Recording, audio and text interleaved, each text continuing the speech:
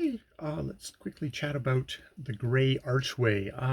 So this, like the last one of the Tillicum Trail, the Gray Archway here is yet again a kind of a story of a doomed romance, and of kind of the frustration of a young woman's desire, I guess, of her wishes. Also with motherhood, very much in this story. The last story was sort of about a father who wouldn't give up his daughter to the young Tillicum chief.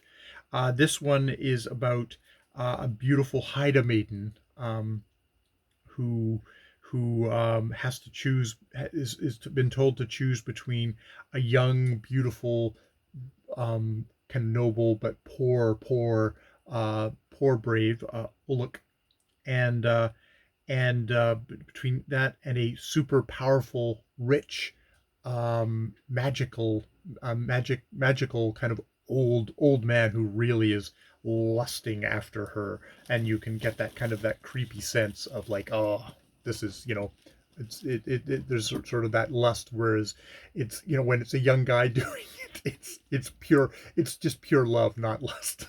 Funny that. And he said, like, well, what it's supposed to be, I've been, the tribe, the elders say, like, well, it should be the old guy, because you should give it to the greatest, most powerful. You should get the maiden. And the mother's like, I would prefer it was the young guy, but she's and at this point, the maiden, Haida maiden, uh, goes. Do we actually learn her name? Yada. Yes, of course we do. Yada yada yada. It's Yada. Is her name, and she says, like, it's like, no, I've been commanded that it's got to be the person who throws the stone, the hardest or the furthest, who's going to be. And it's like your mother's like, you've obviously just kind of come up with that to get the young guy. It's like, nope, that's what the things have commanded me. The Sagali Tai has commanded me. And then the old powerful, kind of medicine man, guy says, oh, okay, and concocts this spell that when he throws it, it goes super fast and hard and smashes through a rock, creating the Gray Archway, which is the kind of the impetus for this, being told this tale by an old Tillicum on a ferry as they're going through what I'm assuming is like the Gulf Islands, or maybe more up island in the Haida, in the Haida Gwaii kind of area. Um, so it goes through, and it's like, oh, the young man must be screwed, and says, no, give him his chance to throw. And you think that the medicine man was like, oh, I've already got everything, I don't have to do anything. But no, he's got that evil intent. So he enchants the man's toss of the stone. It hits the mother and puts her out. Um, does it put her into a coma, or does it actually? I think it may actually, it kills her. Yeah, slayer of my mother, because the magic had waylaid the strong arm of the young bride.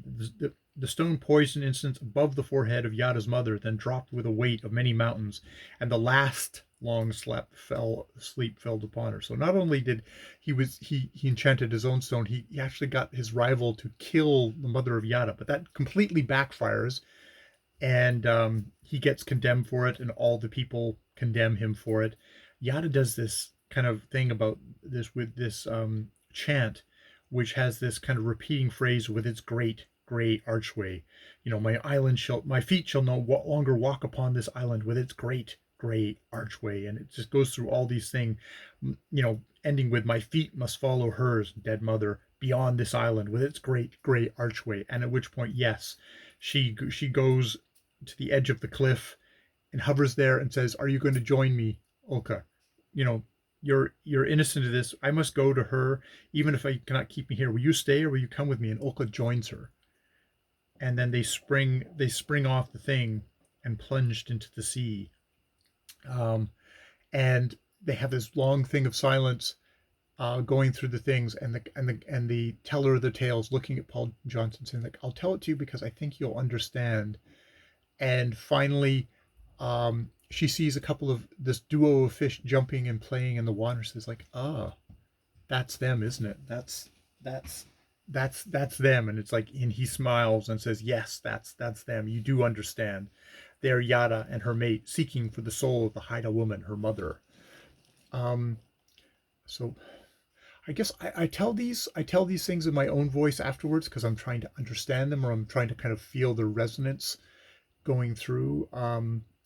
Very much a thing of there's a thing here of talking about how great mothers are, which is sort of, I think, is Pauline Johnson's kind of her feminism of the sort kind of coming through of like, that native culture actually values the female, unlike what she sees in kind of white culture.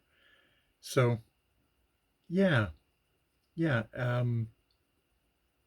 yeah. These are less pointedly political legends than ones that have come before it. There are a lot of doomed romances. It's interesting. The romances are always doomed here, and we have definitely the importance of like cautionary tales to parents, like that father in Tillicum tale, and I don't know if it's a cautionary tale. It's actually just how great a mother is in the Haida tale. Um, but that and how it's condemned. Yeah, yeah. Okay, I will leave it there. More videos later.